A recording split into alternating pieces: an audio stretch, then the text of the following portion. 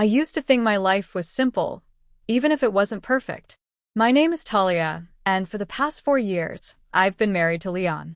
On the surface, we were a normal couple, shared breakfasts, occasional weekend getaways, polite smiles at family dinners. But beneath that polished veneer, something hollow echoed between us. Leon had changed. He wasn't cruel, not exactly, but distant, like a man living next to me, not with me. His eyes no longer searched for mine across the room. Our conversations had become logistical exchanges: bills, groceries, schedules. The warmth that once made me feel chosen had cooled into indifference. Still, I tried to hold things together. I cleaned, I cooked, I left him notes with little hearts on his coffee mug. He never mentioned them. He never even looked surprised. Maybe that's when I first felt it, that gnawing sense that something wasn't right.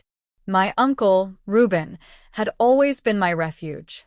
A retired literature professor with a booming laugh and a collection of dusty old records, he was the one constant in my life who never failed to make me feel seen. So, when the silence in my own home started to feel unbearable, I planned a trip to see him. Just a few days. A breath of fresh air. I told Leon the night before, "I'm going to Uncle Reuben's for a few days. He hasn't been feeling well," I said, watching his reaction. Leon barely looked up from his phone. "That's fine." No follow-up questions. No expression of concern for the man who'd walked me down the aisle. I should have felt free, but I didn't. His indifference hurt more than if he'd begged me to stay. It confirmed what I'd been too afraid to admit. I was holding on alone. The next morning, I packed my bag and stepped out into the pale light of early day. The sky was heavy with clouds, the kind that made the world feel muted. As I walked toward the bus stop, I replayed moments in my mind: how Leon used to pull me close in bed, how he once left a trail of roses leading to a handwritten poem. That man was gone. My phone buzzed. It was a text from Uncle Reuben. "Drive safe. I'll have tea waiting." A small smile tugged at my lips. I needed this visit more than I realized. I didn't know that I'd never make it to his house. That someone was about to intercept my quiet escape. At that moment, all I felt was relief, like I was stepping away from something suffocating. I tightened my grip on my bag and kept walking, unaware that each step was leading me closer to a nightmare I couldn't yet imagine. I was halfway to the bus stop when I noticed the car. It was a dark sedan, idling at the corner like it had been parked for hours. The windows were tinted, and there was nothing overtly threatening about it.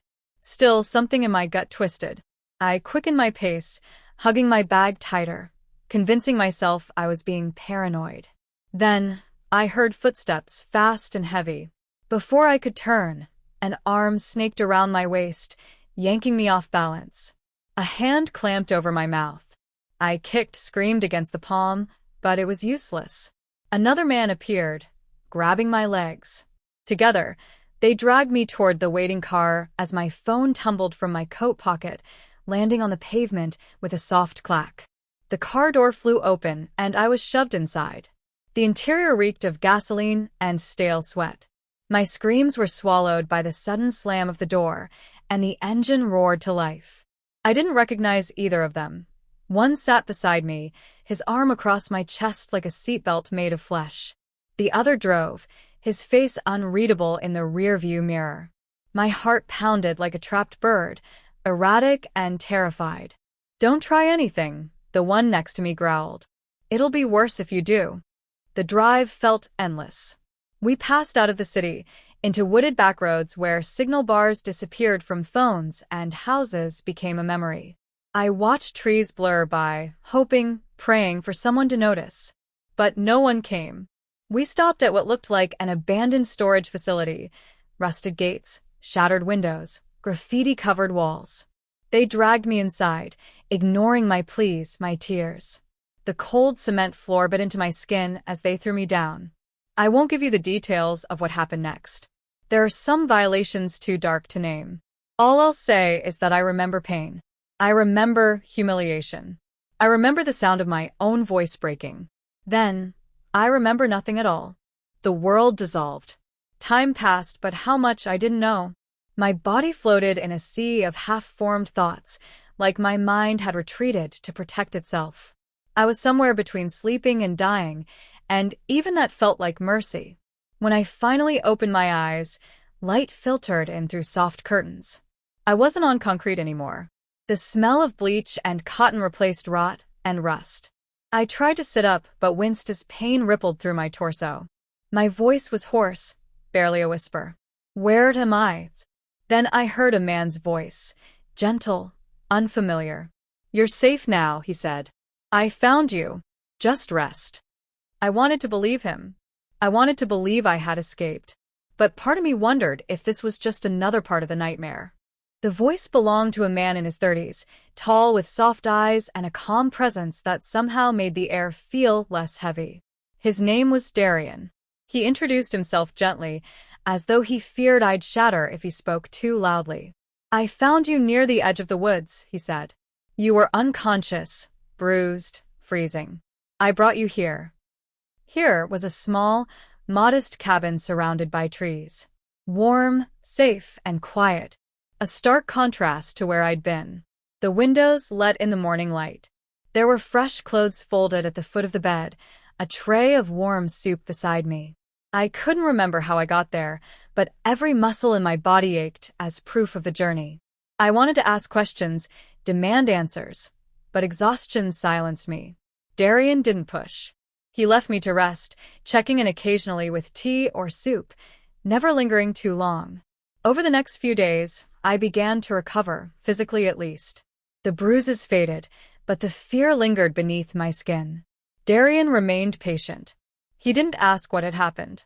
He only listened when I was ready to speak. And slowly, I began to. I told him fragments, my visit to see my uncle, the car, the hands, the darkness. My voice trembled, but Darien never looked away. He didn't pity me. He didn't try to fix it. He just listened like it mattered. In those quiet moments, I noticed things. The way he brewed tea exactly the way I liked it, without asking. How he always stepped away before I started to cry, giving me space to feel. And then how he returned, always returned, to sit nearby in silence. It was more than comfort. It felt like something forming, something forbidden. Because even in my brokenness, my heart noticed him. But I was married. My ring still clung to my finger, like a promise I wasn't sure I believed in anymore. I had called Leon. Twice. No answer. No return message. I checked my phone constantly, despite the growing sense that he wouldn't call back. Darien noticed the tension in my eyes. You have someone waiting for you? He asked one night, his voice low. I hesitated. I did. I'm not sure anymore. He nodded, as if he already knew. I couldn't say, when the guilt began to dissolve. Maybe it was when Darien covered me with a blanket I'd kicked off in my sleep. Maybe it was the way he never made me feel like a burden. Or maybe it was because, deep down, I knew Leon had stopped waiting for me long before I disappeared. Still, I didn't act on anything. Not yet. But in the safety of Darien's quiet kindness, I began to wonder, was this healing, or was this betrayal? And if it was both, what did that make me? I returned home after 2 weeks. The journey back felt surreal, like I was retracing steps that no longer belonged to me. Darien had offered to drive me, but I declined. Something told me I needed to face this part alone. The house was just as I had left it. The porch light flickered like always, the garden overgrown from Leon's neglect. I stepped inside and was greeted not with relief, but with the cold, stale air of a life paused without care. Leon was there, sitting on the couch, scrolling through his phone, like I hadn't been missing, like I hadn't vanished from his world without explanation. His eyes widened when he saw me, but it wasn't shock, it was confusion, maybe even irritation. Talia, he said, standing slowly. Where the hell have you been? I stared at him. I was kidnapped, Leon. Assaulted. Left for dead. He blinked, expression unreadable. And now you're just back? There was no embrace. No trembling voice asking if I was okay. Just suspicion clouding his face like storm clouds. People are saying you ran off with someone. Is that true? He asked. My breath caught. What? I got calls. People saw you in the woods. With some guy. That some guy saved my life. He scoffed. Right.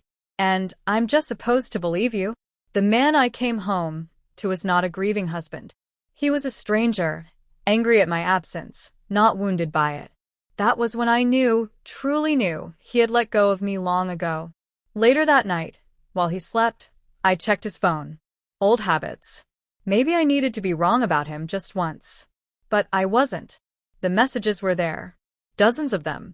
Long before my disappearance. Dates, hotel addresses, heart emojis from a woman saved as L. She wasn't even a secret. She was just accepted. Proof that his love had eroded long before I realized it. I stood in the hallway with the phone in my hand, heart pounding, not from betrayal, but from clarity. This marriage was already over. I packed a bag the next morning. Quietly. Efficiently. No drama, no yelling. Just the final act in a story that had lost its meaning. Leon didn't stop me. He didn't even ask where I was going. I returned to the only place that had felt safe in weeks. Darien opened the cabin door before I even knocked. He didn't speak. He just looked at me, then stepped aside so I could enter. I wasn't there to fall into someone's arms. I wasn't there to replace one man with another. I was there because, for the first time, I was choosing myself. And maybe, just maybe, I was ready to see what came next.